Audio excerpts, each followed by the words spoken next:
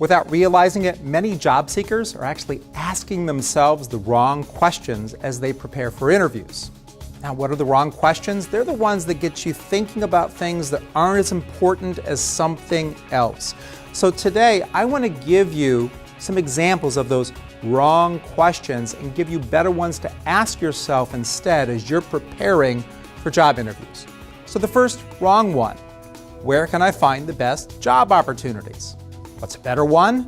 How can I find the best companies to work for? Now that may surprise you. Of course, I want to be looking for the best job opportunities. Scott, why is that wrong? Well, here's why. If you're looking for the best job opportunities and you're looking for the job boards or the ads or the sites or the bulletin boards where those are posted, guess what? You're not the only one. You're jumping into a sea of people looking for all those best jobs. If you instead focus on the best companies, here's what happens. You're going to research places like Glassdoor.com. You're going to talk to your friends. You're going to get with colleagues you used to work with. They're going to tell you names of companies that are currently looking, but some that aren't.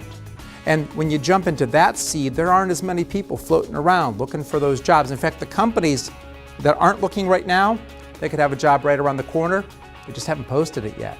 Or they don't have any jobs at all, but they love it when talented people reach out and they often create jobs for them.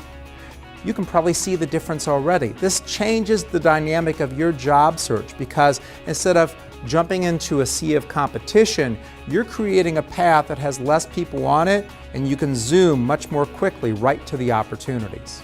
All right, that second one. What's the most important thing I should do during a job interview? Not a great question to ask yourself. Instead, ask what's the biggest deal breaker during a job interview. This is all about behavior, how you show up. And the biggest deal breaker, this one might surprise you. Talking too much.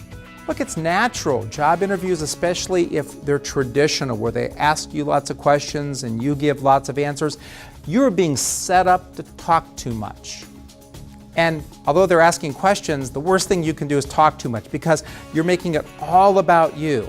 If you say little, ask a lot, one of my favorite mantras about conducting a great job search, you show up as different than most of the people who are interviewing. You give succinct answers of a few sentences. You ask lots of great questions, and you're not talking too much. You demonstrate what it's going to be like to work with you. Because look, think about it. No hiring manager wants to work with a blabbermouth who's blabbermouthing all day long. And if in an interview you're blabbermouthing, there are hiring managers who are going to think, oh my God, I don't want to work with this guy or this gal because that's just exhausting. By saying little, asking a lot, you won't be focusing on the wrong thing. You'll be focusing on the right one, being succinct and not talking too much. What's that last wrong thing you could ask yourself? It's this question. What questions should I ask in an interview? Here's something better to consider. How can I fully engage during the interview?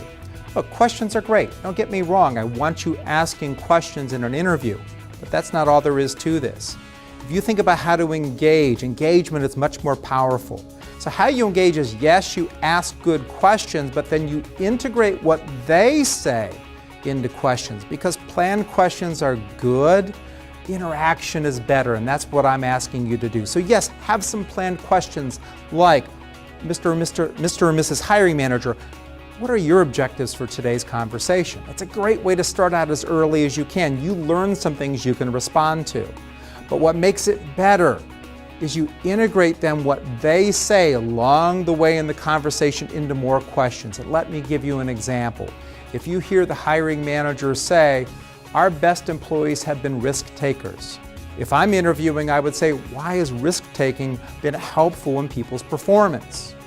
It shows a couple things. One, I'm interested. Two, I was listening. And three, it makes them think and respond. And when people do that, they walk away and go, what a thoughtful person. They really cared about what I had to say. That's the kind of person I want to work with, is what they're going to think most of the time. So I want you to think about some more. What are some of the other wrong questions you've been asking? You might go, Scott, why don't you tell me? Well, you know, everybody's different.